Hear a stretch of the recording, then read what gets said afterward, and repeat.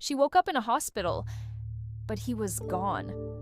Grace opened her eyes to the sterile, almost blindingly white ceiling of a hospital room.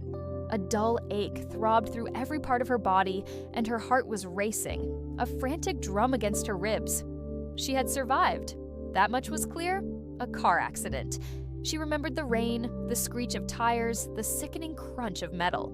But the real pain, the kind that cuts deeper than any physical wound, arrived when the nurse, with a look of pity in her eyes, handed her a small folded piece of paper.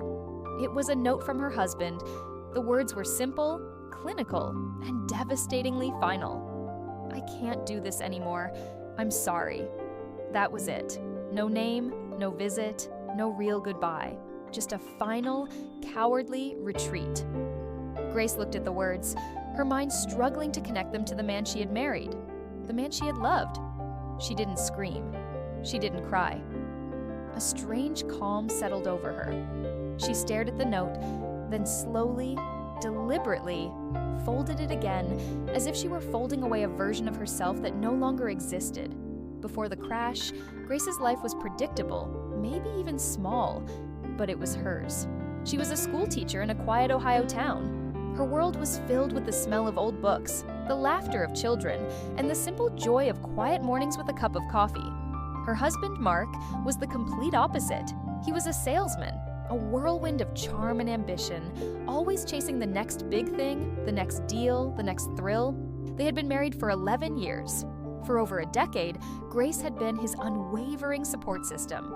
She had stood by him through job losses that crushed his ego, through bitter family dramas that tore them apart, and through long bouts of depression where she felt like she was pulling him from a dark abyss. She had been his anchor, the steady force in his chaotic life. But she was learning a hard lesson. Anchors are heavy, and some people, it turns out, would rather just drift away. The day it all changed was an ordinary, rainy Tuesday.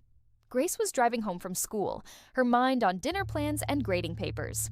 A truck, a monstrous shape against the gray sky, blew through a red light. Her little car spun like a top, collided with a utility pole, and everything went black. She woke up 2 days later, alone in that sterile room. When she was coherent enough to ask, the nurse told her that Mark had come by, but only briefly. Then he left.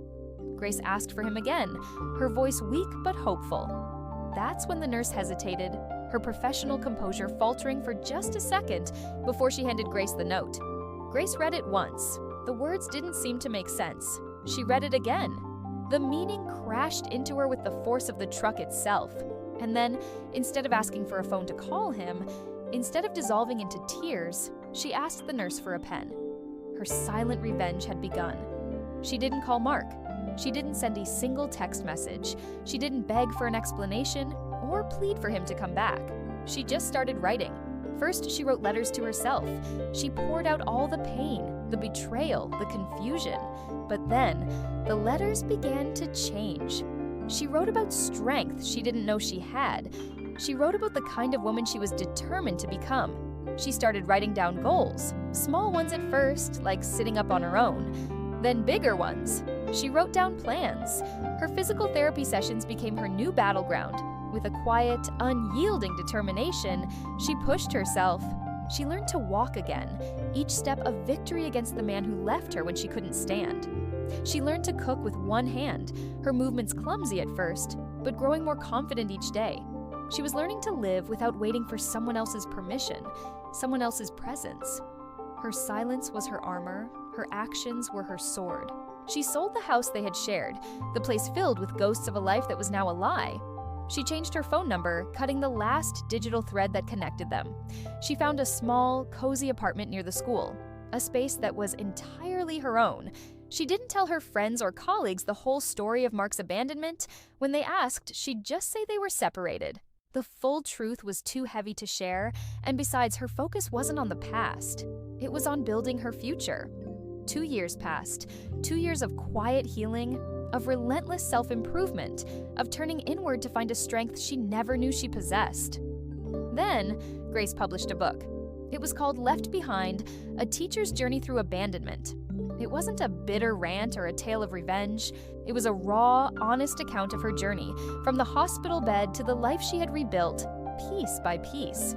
To her astonishment, the book became a bestseller. It resonated with people. Women from all across the country started writing to her, sending emails and letters, thanking her for giving a voice to their own stories of being left, of feeling broken.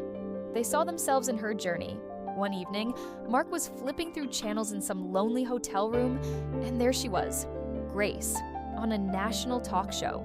She was poised, articulate, and radiant. He saw her name on the screen, the title of her book. He felt a jolt, a mixture of shock and something he couldn't quite name. He frantically searched for her number, but it didn't exist anymore. He found an old email address and sent a desperate message, full of questions and justifications. Grace saw it, and after a moment, she replied. Her response was just one sentence. "Thank you for leaving. You gave me back to myself." Today, Grace's life is unrecognizable from the one she had before the accident. She now runs workshops for women recovering from emotional abandonment. She teaches them how to rebuild their lives, how to find their voice through writing, how to rise from the ashes of a broken heart. She never speaks Mark's name. She doesn't need to. Her success, her happiness, her life itself speaks far louder than any words of anger or recrimination ever could. This isn't just Grace's story. It's the story of every person who has ever been left behind, who felt their world collapse. It's a reminder that even when you are left broken on the floor, you don't have to stay there. You can get up, piece yourself back together, and build something even more beautiful than what you had before. Thank you for watching. If Grace's story moved you, don't forget to like this video and subscribe to our channel for more inspiring stories of resilience and transformation.